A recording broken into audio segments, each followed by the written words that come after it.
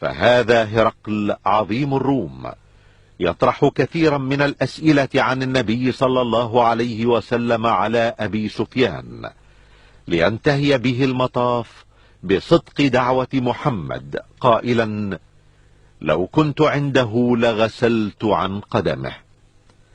أما النجاشي ملك الحبشة فقد أخضل بكاه لحيته عندما سمع بعض ما جاء به محمد قائلا: إن هذا الكلام والذي جاء به عيسى ليخرجان من مشكاة واحدة.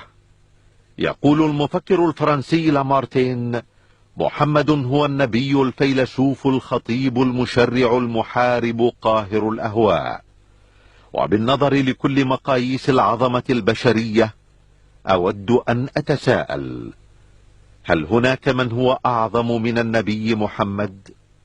أما الأديب الإنجليزي الشهير برنارد شو فيقول إن العالم أحوج ما يكون إلى رجل في تفكير محمد، هذا النبي الذي لو تولى أمر العالم اليوم لوفق في حل مشكلاتنا بما يؤمن السلام والسعادة التي يرنو البشر إليها.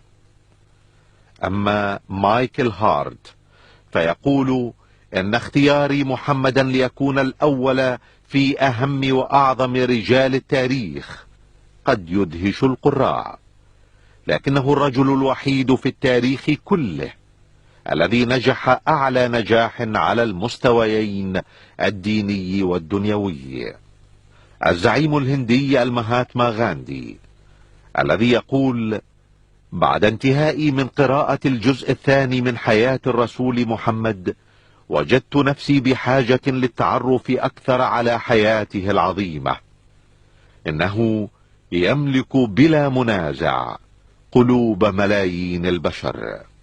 أما الكاتب الإنجليزي توماس كارلايل فيقول: إني لا أحب محمدا لبراءة طبعه من الرياء والتصنع. إنه يخاطب بقوله الحر المبين قياصرة الروم وأكاسرة العجم، يرشدهم إلى ما يجب عليهم لهذه الحياة الدنيا والحياة الآخرة. أما الأديب البريطاني جورج ويلز فيرى في محمد صلى الله عليه وسلم أعظم من أقام دولة للعدل والتسامح. أما الباحث الإنجليزي لايتنر فيقول: إني لأجهر برجائي بمجيء اليوم الذي يحترم فيه النصارى المسيح عليه السلام احتراما عظيما باحترامهم محمدا. ولا ريب في أن المسيحي المعترف برسالة محمد صلى الله عليه وسلم وبالحق الذي جاء به هو المسيحي الصادق. ويرى الأديب الروسي الشهير تولستوي أن شريعة محمد ستسود العالم لانسجامها مع العقل والحكمة. ويقول المستشرق ميشون إن الإسلام الذي أمر بالجهاد قد تسامح مع أتباع الأديان الأخرى، وبفضل تعاليم محمد لم يمس عمر بن الخطاب المسيحيين بسوء حين فتح القدس.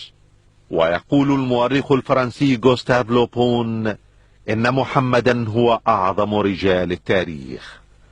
أما مؤلف موسوعة قصة الحضارة ويل ديورانت فيقول: إذا ما حكمنا على العظمة بما كان للعظيم من أثر في الناس قلنا إن محمدا هو أعظم عظماء التاريخ.